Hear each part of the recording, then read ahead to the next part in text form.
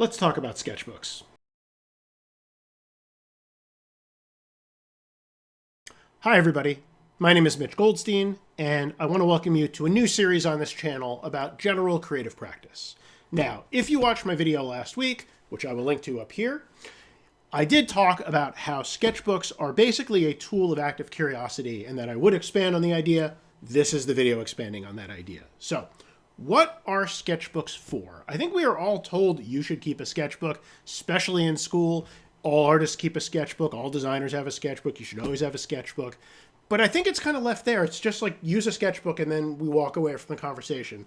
And I want to talk about what a sketchbook is really used for. And in my opinion, how you should think about using a sketchbook.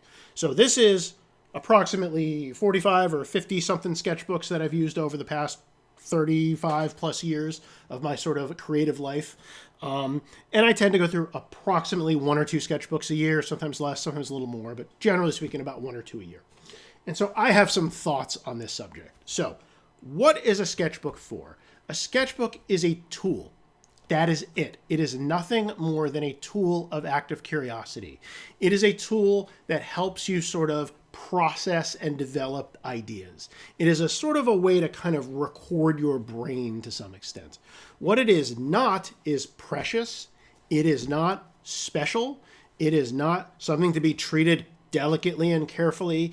It is not something you should be thinking about how it's going to look on social media. It is a tool of active curiosity, and it is a tool to help you process your brain. So with that in mind, a couple of kind of ways to think about using a sketchbook that have only worked for me, maybe completely different for you, but this is what's worked for me. First of all, there are no rules at all in a sketchbook. The only rule of a sketchbook is that there are no rules of a sketchbook. If it is good for you, then it is good for you. It doesn't matter what somebody else says, including me, about how you should or should not use a sketchbook. You have to use a sketchbook the way that works for you. And you can do anything in a sketchbook. It doesn't have to literally be sketching. You can paint, you can collage, you can cut papers up and do stuff. Like you can do anything in these things. It doesn't matter. It is not about external sort of forces here. This is about you and how this tool helps you think. And with that in mind, I also think that these are a private and sort of safe space for you to process ideas. It can be for you and only you. I think it is totally fine if nobody ever sees your sketchbook but you. This is not about a sort of public-facing way to show your ideas. This is about a tool to help you process stuff. Once again, it is not about making sexy looking pages to put on Instagram. It can be if you want it to be, but I don't personally think that's very useful. It is not a competition to see who has the coolest looking sketchbook. It is not that. It is a private and safe space where you and you alone will look at it. Now, there is one exception to this rule, which is that you may be asked to keep a sketchbook for class and you may be asked to share that sketchbook in class. I think that is okay, and I think there's a couple of ways to think about that. First of all, you can just do whatever you would be doing normally and just understand people are going to maybe look through it. Maybe just your teacher, maybe your classmates. It kind of depends on the class. If you do want to do stuff that is private or you don't want shared, you can do a couple of things. You can actually kind of paper clip a piece of paper over the page maybe you don't want to share. You can also keep separate sketchbooks. Maybe you have one that is more like within the realms of this class you're in, where you're asked to keep a sketchbook, and then maybe you have other sketchbooks that are completely personal and just for you. Again, there's really no right or wrong way to do this, and if you're comfortable sharing personal stuff in your sketchbook, you should feel free to do so. But I do know sometimes sketchbooks can get very personal, and I don't think any teacher is going to give you an attitude about maybe covering a couple of pages up and saying, I don't feel like sharing that with you. So how do you use a sketchbook? Once again, there are absolutely no rules here, but I will just sort of tell you what works for me and maybe it will help you out.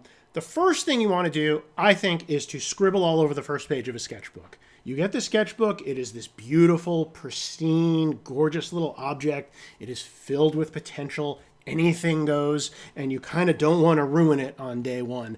I think the first thing you should do is ruin it. Literally just close your eyes and scribble all over the first page. That is going to remove the preciousness. It is no longer this perfect thing, and because it is not perfect, now you can actually start using it. So that's a really good tip that actually really does work. It sounds kind of silly. It absolutely does work. Another thing that I think is not a bad idea is to date the sketchbook. I usually date the front of my sketchbook. Sometimes I'll even cut a little window out of the cover. But it's good to know sort of when it starts. Again, these are not necessarily something you will refer back to often, but you probably should refer back to them sometimes. And I'll talk more about that in a second. But dating the sketchbook is a really good idea. It helps you sort of put it in time, in a timeline of your creative practice. It will help you sort of understand the context in which the sketchbook was made when you go and look back on it. Another tip that's important is I think it's worth paying a little bit more for a good sketchbook. Specifically, I would look for acid-free paper. Many good sketchbooks are acid-free. That's not unusual, but it is worth paying a little bit more for acid-free. What acid-free will do is the papers will tend not to yellow. They will not sort of degrade. They should last basically your lifetime plus. So I do think looking for acid-free paper is really important. I think looking for a good binding is important. I generally lean towards spiral bound, but not always. I do have what we would call a perfect bind in the graphic design world. I do like these because they kind of fold open really nicely. Again, there's no right or wrong here, but something that's really cheaply made or just kind of quickly stapled or something, it's going to kind of fall apart. I think maybe these little field notes guys are the exceptions. That's just a very simple staple bound, but they're so small it kind of doesn't matter that much. So again, no right or wrong here, but I do think it's worth spending a little bit of money on something that's kind of a little bit decent. Again, in my opinion, I'll talk more in a second about keeping these, and I do think that will help you keep these longer. The next thing is a lot of people say, well, what do I actually do in a sketchbook? And my answer to that is you make marks, and that is it. It doesn't matter how you make marks. It doesn't matter where you make the marks, but you should just make marks. So I think when you are in a sketchbook, you should always have your pen or pencil. I generally prefer pen, not pencil. And you should just be mark making. You don't have to know what you're making marks of. You don't have to have a plan. You can just sort of move your hand around. It really doesn't matter, because what will happen is you will sort of process stuff in a subconscious way, and it will just sort of start to get onto the page one way or another.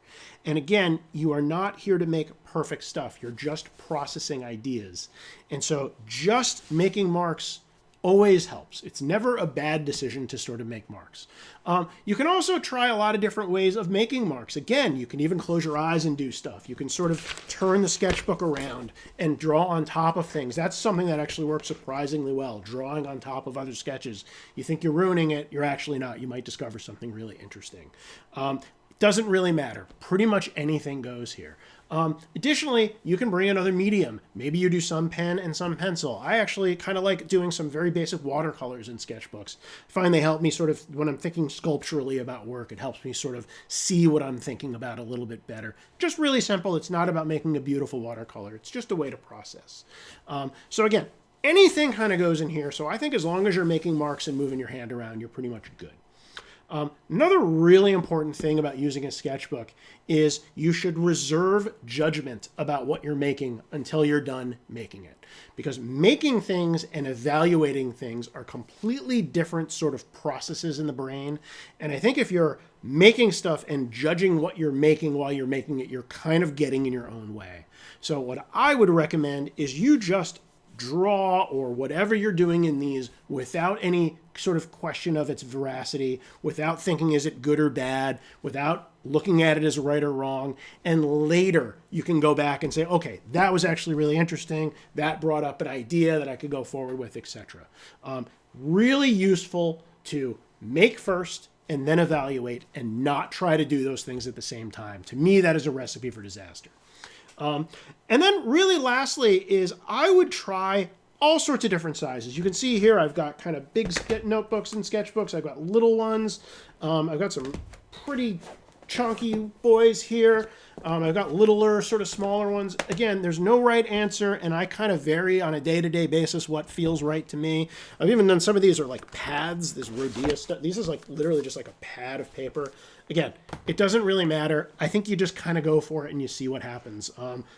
There are certainly some overly pricey sketchbooks out there, but most sketchbooks are not insanely expensive, so I think it's worth trying a couple. Additionally, if you're really unsure of what size you want, you can go to sort of some retail art stores like, say, Michael's or something like that, and they've got a ton of sketchbooks fairly cheap, and you can try a whole bunch of different sizes and just kind of see what clicks for you. And you can get those for a few dollars each. It doesn't have to be a huge investment. So I really do think that's a great idea, and if you're doing stuff that's maybe all, let's say, landscape things. You're thinking about landscapes, maybe you hold a sketchbook sort of horizontally versus portraiture. Again, no right or wrong way here. I've got these great, really long sketchbooks that I was playing with collage in. These are really fun. So again, it doesn't really matter. The only thing that is worth doing is trying and kind of seeing what happens. And then other than that, I would say just hang on to these things. There's really no reason to throw them away. What's really nice about sketchbooks is that I like to think of them as a library of ideas. More than anything, everything that sits in here I own. I sort of have the rights to it as my intellectual property. And I can go back to something from 30 years ago and pull it into a project tomorrow if I want to. So you own everything in here. And that is a really, really useful tool.